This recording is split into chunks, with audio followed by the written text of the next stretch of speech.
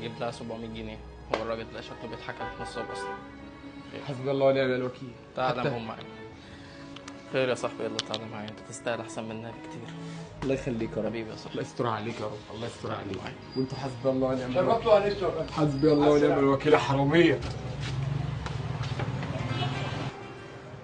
بص، الراجل ده اصلا معايا، الشاب ده معايا، والبنت اللي كانت واقفه على انها خطيبتي مش خطيبتي اصلا. احنا كنا بنصور، وده كله برنامج، ودي كانت تجربه اجتماعيه، والشاب اللي واقف بيصور ده كان بيصور كل اللي حصل ده.